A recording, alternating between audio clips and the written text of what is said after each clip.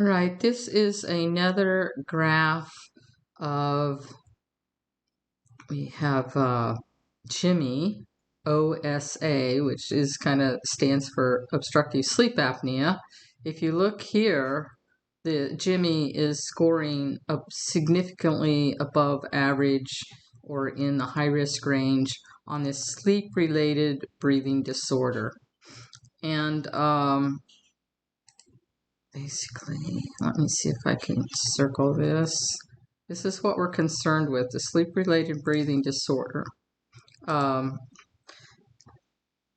He's got a percentile rank of 98 or 99? I think 98, which corresponds to a T-score of 71. And you see here that all the other scales are within the normal range, except this sleep disturbance index. This is a total composite or sum of all of these scales, okay? And so it's going to be a little bit above normal because we've got one scale here that is quite high. So this obstructive sleep apnea, which is probably what he has, is pulling up the sleep disturbance index, or indicating that this sleep disorder problem is generating many problems for this student in the nighttime and probably even somewhat in the daytime. But basically it's not affecting the other scales. Sometimes when sleep apnea is this severe, it actually elevates some other scales, and I'll talk about that in a minute.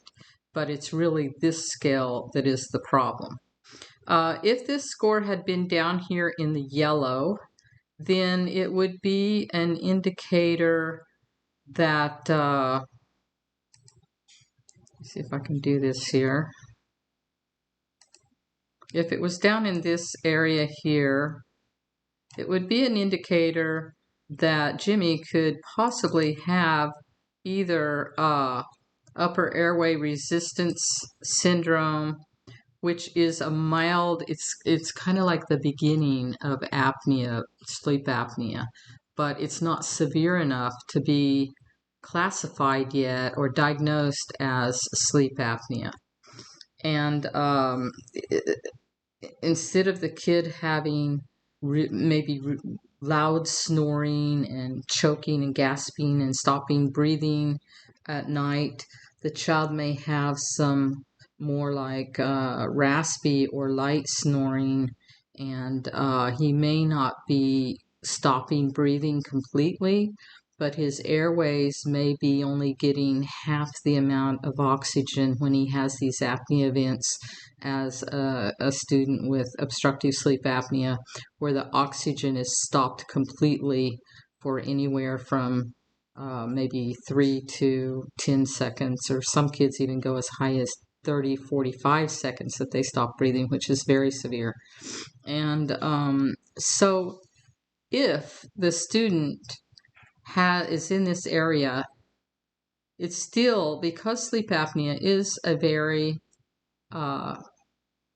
debilitating sleep disorder, and the child could have either the upper airway resistance syndrome or mild sleep apnea, it's wise to go ahead and try to correct that, whether it be sending the student to a sleep specialist, or sending or having a dentist or orthodontist see if there's some airway problems with his dental structure that could be corrected. And then we have also specialists like myofunctional therapists that can sometimes correct breathing disorders too. And if it can be corrected here, Jimmy may never reach this more severe area. But obviously Jimmy has already reached this severe area. But I just wanted to talk about this because this is kind of a more difficult decision-making situation. And when the child has this milder form, sometimes the breathing experts can determine what it is and correct it early. That would be the hope, and that's why you would refer that child.